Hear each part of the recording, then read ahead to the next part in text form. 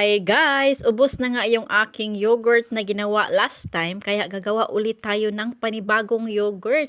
Alam nyo kasi guys, kailangan kasi dito araw-araw ay kumakain ng yogurt, especially yung asawa ko, ang hilig-hilig niya talaga sa yogurt at saka yung mga anak ko. Minsan din kasi ay gumagawa ako ng ayran, so hindi na kami bumibili sa tindahan ng ayran. So ako na lang mismo yung gumagawa ng ayran. So yung ayran kasi ay kailangan mong gumamit ng yogurt.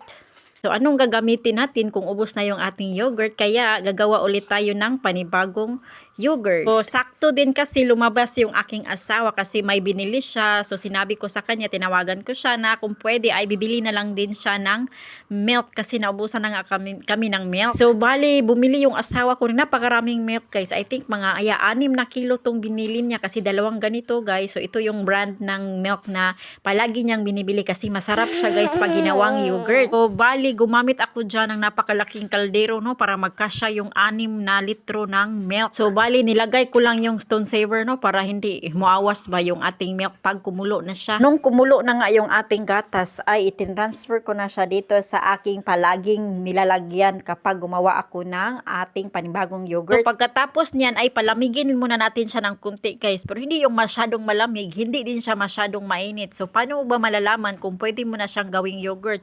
So ang turo sa akin ng aking biyanan ay once na ilagay mo daw yung finger mo dyan sa, ilublob mo yung finger mo dyan sa loob ng gatas. So yung hindi mapifeel na mapapasok ka ba yung makakaya mo yung init ng iyong daliri gani. So yun means pwede mo na siyang lagyang maya kung tawagin dito or yogurt. So ang yogurt pala na yan guys ay nabili ng aking asawa doon sa market. So yun ay I think ano siya guys, yogurt na gawa sa gatas ng karnero ata or karnero. Ayan guys, nagsandok lang ako dyan ng 2 kutsarang yogurt at saka 2 kutsarang gatas. And then ginanyan ko siya para maging medyo malabnaw siya ba. So once na paglagay natin dun sa milk ay hindi na tayo mahihirapan at saka madali na lang siyang matunaw. So ganito lang talaga kadali, kabilis, kasimple gumawa ng yogurt. Pag may milk ka dyan sa bahay or then may yogurt ka, ayan, pwede ka nang gumawa ng sarili mong yogurt. And then pagkatapos ay nung medyo malabnaw na nga yung ating ginagawang maya, ay inilagay ko na siya dyan sa ating milk. So medyo mainit-init pa yung kunti yung ating milk kaya natunaw, madaling natunaw yung ating nilagay na yogurt or yung maya kung tawagin dito guys. And then halo-halo lang siya guys. Tingnan mo kung na-melt na ba talaga yung yogurt na nilagay mo. And then after that guys, okay na. So, after that, takpan mo siya. And then, kumuha ka ng napakalaking kumot nyo sa bahay. So, kumuha ka ng kumot nyo sa bahay. Yung malinis naman, guys. Kasi dito natin siya ilalagay. Tatabunan natin siya, guys. O, actually, ginawa ko to mga 9:00 na ng gabi. So, ayan. Nilagay ko na siya dyan sa ating kumot na malaki. And then, takpan mo siya ng mabuti. Yung walang singaw na makakadaan. So, ang yan, ganyan. And then, kumuha pa din ako ng isa pang kumot. Then, tinakpan ko siya ulit. And then, yun guys. So, yun nga, 9:00 ng gabi ko siya ginawa.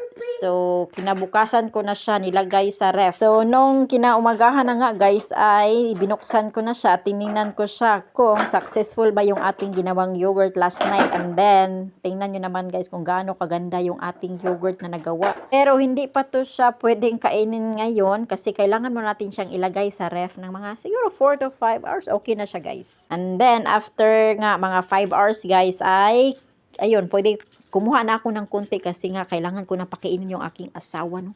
So kailangan ko pakainin yung aking asawa ng tanghalian and then gusto niyang kumain daw ng yogurt. So ayan, kumuha lang ako dyan guys. Sobrang napakasarap ng kaimak ba or yung tinatawag dito na tinatawag nila na kaimak guys or sa atin parang krema ba sa ibabaw. O ganyan kasarap yung ating yogurt na ginawa. Actually guys, last time na gumawa ako ng yogurt ay binigyan ko yung aking sister-in-law. And then sabi niya, ay bakit daw kapag siya yung gumawa ay hindi daw kagaya sa akin guys. So bakit daw iba ako gumawa kasi nga masarap daw. Siya kasi daw gumagawa siya ng yogurt sa kanila ay hindi daw ganito kasarap. So hindi daw ganito yung kalalabasan ng kaniyang ginagawang yogurt. So ayan lang guys. Ganyan lang kasimple gumawa ng yogurt. I hope may natutunan kayo. Bye bye.